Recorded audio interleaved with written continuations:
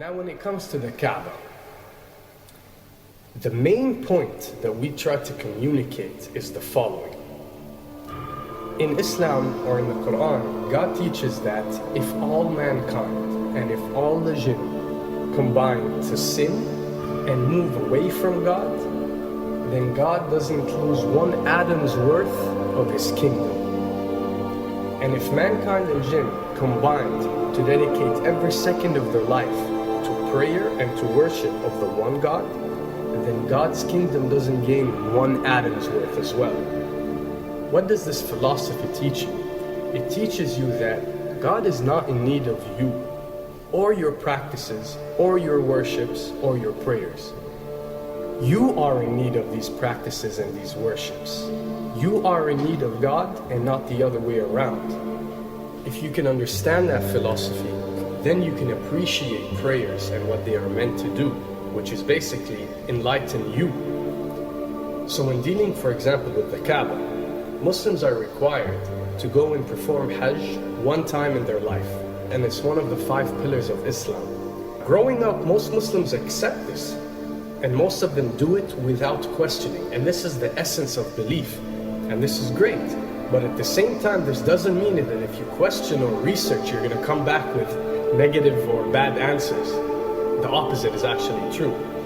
So when we started researching into the esoteric agendas and we started researching the elite, we found out how much certain type of practices and rituals can affect your lives. So when we went and placed this on Islam, we developed an even deeper respect for this religion and a far deeper respect for God and the creator of us.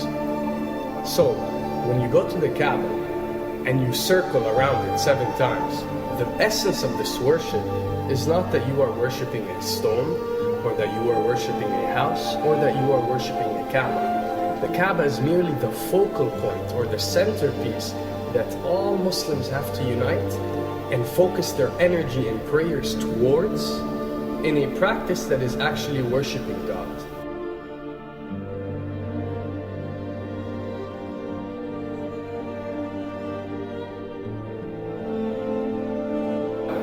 Now, going in circles counterclockwise does not break you away from time and space.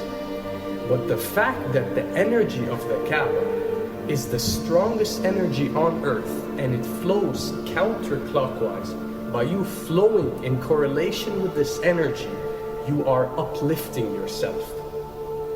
You are reaching spiritual levels that you rarely do experience anywhere else on earth.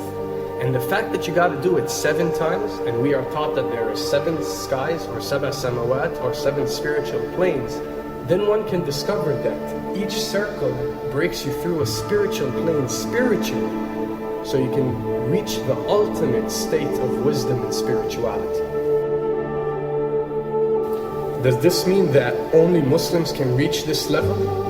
Does this mean that if you're not Muslim you give up or you reject this information? Not at all. In essence, any one of you, regardless of what your faith is, if you are dedicating your worship and your journey to the one and only Creator and not anything created, then you are on a righteous path.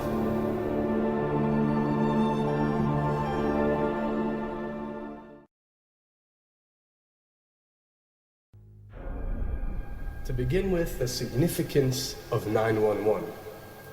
What you have to understand, and what we are trying to explain, is that when dealing with extra dimensions, or when dealing with beings from extra dimensions like jinn, for example, or when dealing with the Illuminati, or the elite, or people that follow a certain type of esoteric agendas, although me and you communicate through words and letters, they have chosen a different type of language.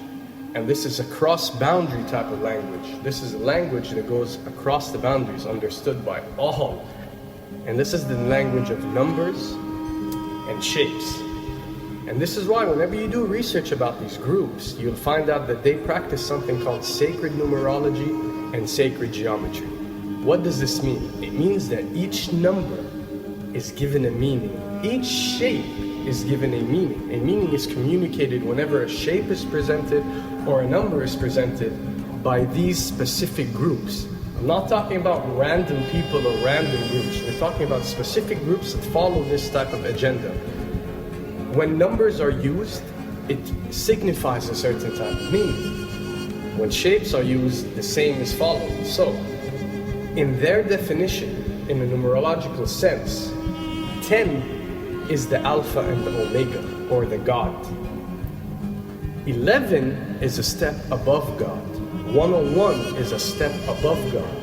911 or 911 is the skipping of God. It is the ultimate challenge. It is going from number 9, which has a specific meaning, to number 11 without going through 10. It's skipping God.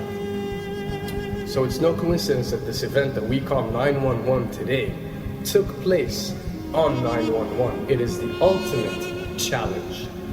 So now that we understood what 911 means, what other practice do we do that deals with 911? Calling a number whenever you are in an emergency.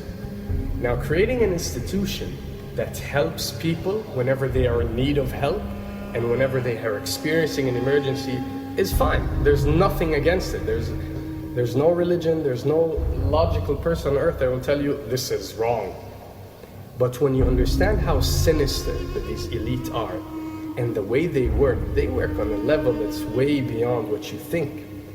So the fact that when you're experiencing an emergency or when you are in need of help, you have to pick up a phone and dial 911, which is the ultimate numerological definition of skipping God, then you'll understand how these people work.